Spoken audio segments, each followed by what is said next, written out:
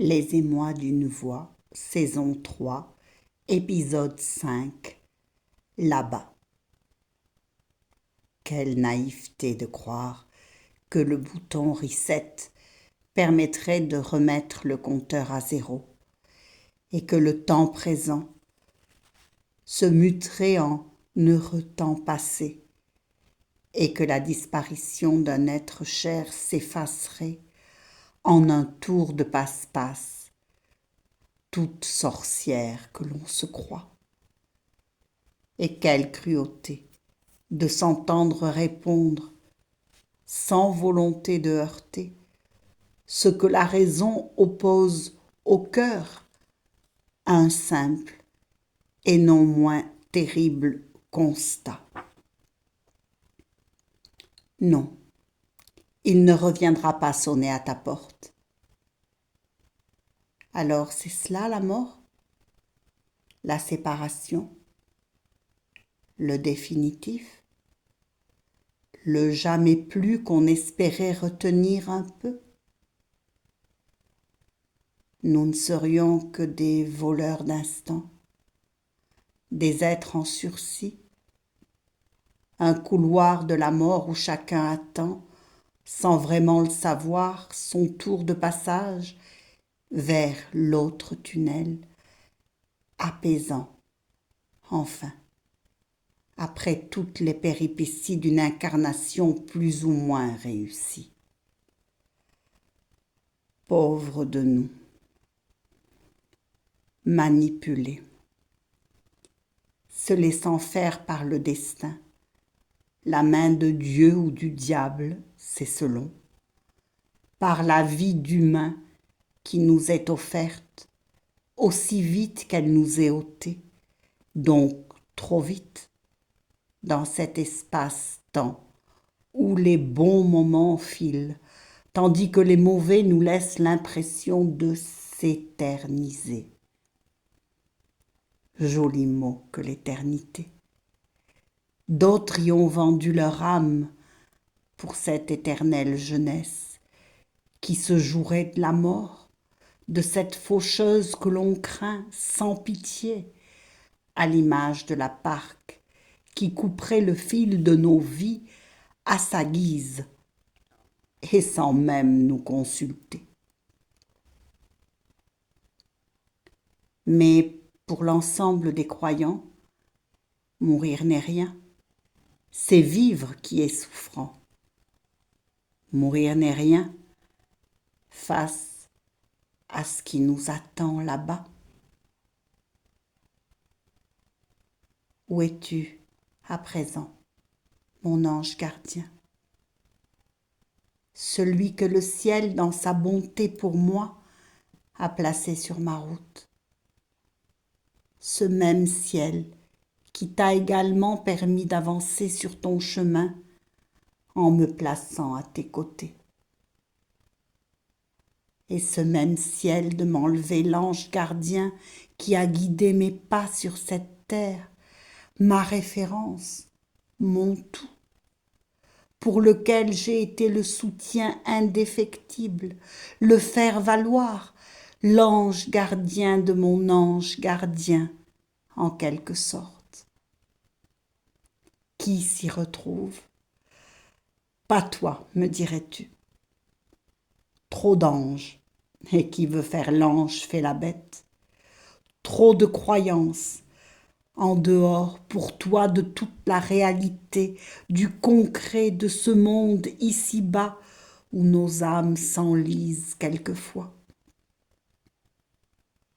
Et tu as douté, en fin de vie, quel cadeau fait à cet ami avec lequel tu conversais. Pas si facile néanmoins pour toi de t'ouvrir à la question de tes convictions profondes, au détour d'une conversation philosophico-amicale, tu as avoué, sourire aux lèvres, je doute. J'ai éclaté de rire, heureuse d'avoir contribué à ce doute, Car toi, le cartésien, le saint Thomas qui ne croit que ce qu'il voit, pas athée, non, plutôt agnostique, qui ne peut croire à ce qui n'est pas vérifié, vérifiable, répertorié sur l'autel de la science. Lors de nos dernières conversations, tu te rangeais du côté des stoïciens. Cela te ressemblait, disais-tu. Cela te rapprochait le plus de ton ressenti de tes 70 années de vie.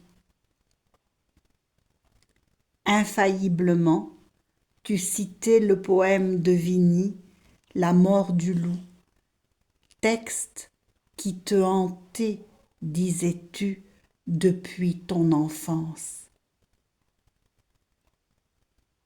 De là-bas, de là où tu te trouves à présent, tu entendras ce poème lu avec amour pour toi. Que ma voix résonne encore en toi, les émois d'une voix, rien que pour toi. La mort du loup. Les nuages couraient sur la lune enflammée, comme sur l'incendie on voit fuir la fumée. Et les bois étaient noirs jusque à l'horizon. Nous marchions, sans parler, dans l'humide gazon, dans la bruyère épaisse et dans les hautes brandes, lorsque sous des sapins pareils à ceux des Landes, nous avons aperçu les grands ongles marqués par des loups voyageurs que nous avions traqués. Nous avons écouté retenant notre haleine et le pas suspendu. Ni le bois, ni la plaine ne poussaient un soupir dans les airs. Seulement la girouette en deuil criait au firmament. Car le vent, élevé, bien au-dessus des terres, n'effleurait de ses pieds que les tours solitaires, et les chênes d'en bas, contre les rocs penchés, sur leurs coudes semblaient endormis et couchés. Rien ne bruissait donc lorsque, baissant la tête, le plus vieux des chasseurs, qui s'était mis en quête, à regarder le sable en s'y couchant. Bientôt, lui, que jamais ici l'on ne vit en défaut, a déclaré tout bas que ces marques récentes annonçaient la démarche et les griffes puissantes de 2 grands loups cerviers et de 2 louveteaux. Nous avons tous alors préparé nos couteaux et cachant nos fusils et leurs lueurs trop blanches, nous allions pas à pas, en écartant les branches. 3 s'arrêtent. Et moi, cherchant ce qu'ils voyaient, j'aperçois tout à coup 2 yeux qui flamboyaient. Et je vois au-delà 4 formes légères qui dansaient sous la lune au milieu des bruyères, comme font chaque jour à grand bruit sous nos yeux quand le maître revient, les lévriers joyeux. Leur forme était semblable et semblable la danse.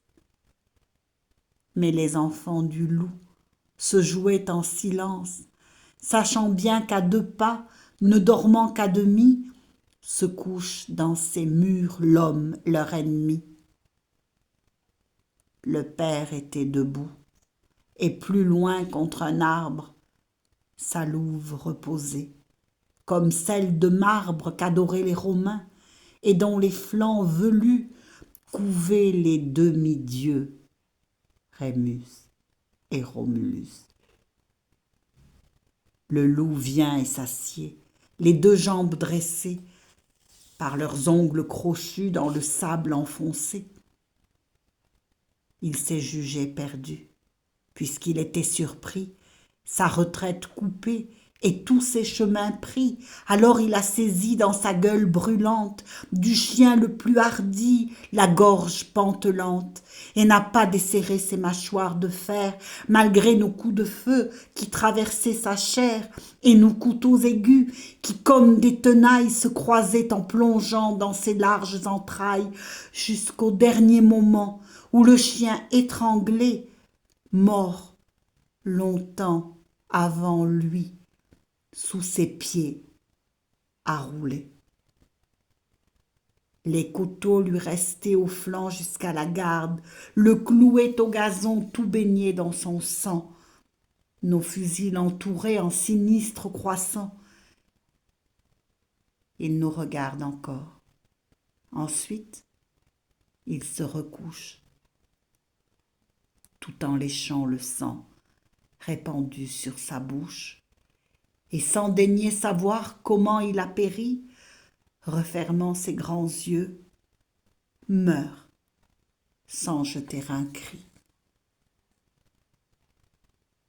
J'ai reposé mon front sur mon fusil sans poudre, me prenant à penser, et n'ai pu me résoudre à poursuivre sa louve et ses fils, qui tous trois avaient voulu l'attendre, et comme je le crois, sans ces deux louveteaux, la belle et sombre veuve ne l'eût pas laissé seule subir la grande épreuve.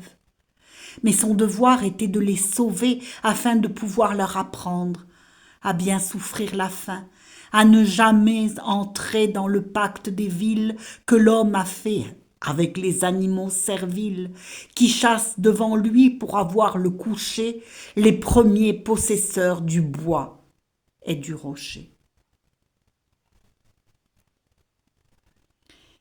Hélas, ai-je pensé,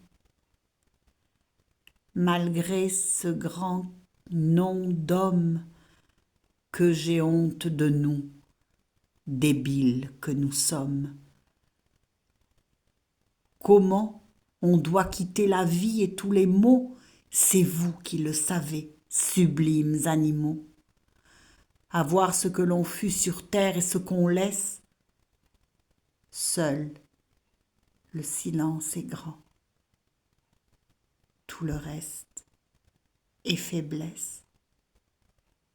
Ah, je t'ai bien compris, sauvage voyageur, et ton dernier regard m'est allé jusqu'au cœur. Il disait, si tu peux, fais que ton âme arrive, à force de rester studieuse et pensive, jusqu'à ce haut degré de stoïque fierté où, naissant dans les bois, j'ai tout d'abord monté. Gémir, pleurer, prier est également lâche. Fais énergiquement ta longue et lourde tâche. Dans la voie où le sort a voulu t'appeler, et puis, après, comme moi, souffre et meurt sans parler. Alfred de Vigny, 1843.